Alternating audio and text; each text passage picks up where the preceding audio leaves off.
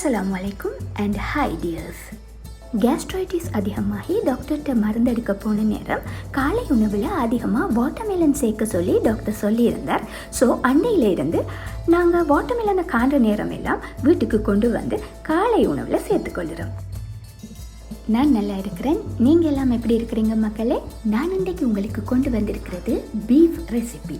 So beef சாப்பிட விருப்பமானாக்கள் மட்டும் வாங்க வீடியோக்குள்ளே போகலாம். டார்க் ரெட் கலரில் இறைச்சி இருந்தால் அவ்வளவு டேஸ்டாகவும் இருக்காது, நல்ல இறைச்சி என்றும் சொல்ல முடியாது. இந்த கலரில் இறைச்சி கிடைச்சா நாங்கள் செய்கிற டிஷ் வேறு லெவலில் வரும். இதில் 1 kg போல் பீஃப் இருக்குது. இதுக்குள்ளே 3 டேபிள் ஸ்பூன் சோயா சாஸ் சேர்க்கிறேன். 1 டேபிள் ஸ்பூன் மிளகுத்தூள் ஆட் பண்ணுறேன்.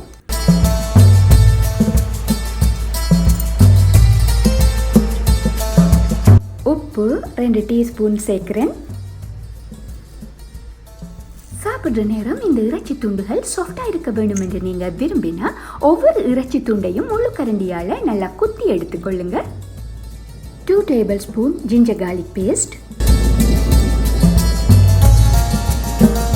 ஒரு பெரிய காய் லைம் ஜூஸ் புளிஞ்சு விட்டுறேன். அதோட இதுக்குள்ள 2 டேபிள் ஸ்பூன் வினிகரும் விட்டிருக்கிறேன்.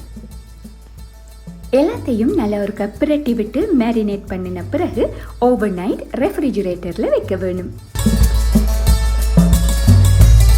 இப்போ ஒரு ஃப்ரைங் பேனில் நீங்கள் வீட்டில் யூஸ் பண்ணுற ஆயிலை கொஞ்சமாக விட்டு ஆயில் சூடேறினதும் மேரினேட் பண்ணின பீஃபை அதுக்குள்ளே ஆட் பண்ணுவோம்.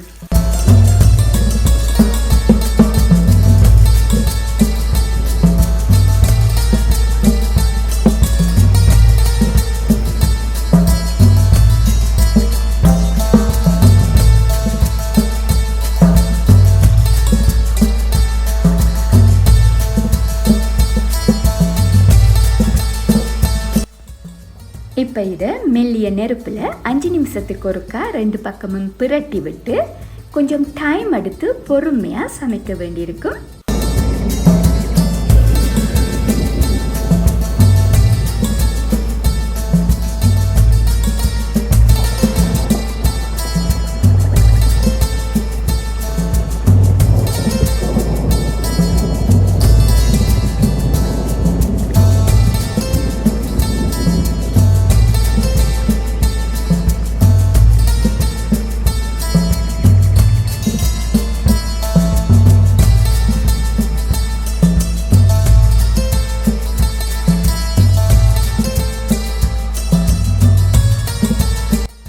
நம்மளோட பீஃப் ஸ்டேக் அருமையாக ரெடியாக இருக்குது பாருங்க மக்களே.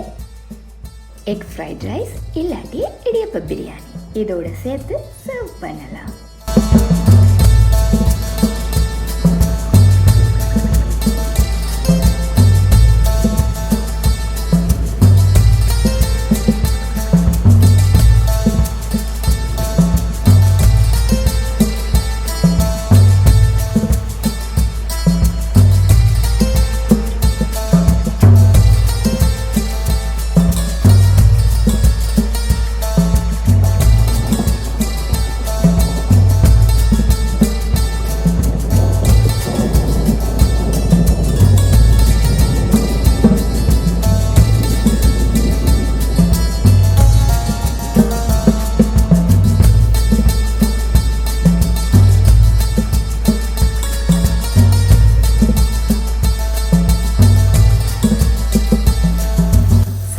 போக எஞ்சிய பீஃப் ஸ்டேக்குக்கு நான் என்ன செஞ்சேன்டா, ஸ்டேக்கை அளவான துண்டுகளாக வெட்டி கொஞ்சம் எண்ணெயில் போட்டு அதுக்குள்ள வெங்காயம் பச்சை மிளகாயையும் கொஞ்சம் பெருசாக வெட்டி போட்டு வதக்கி எடுத்திருக்கிறேன்.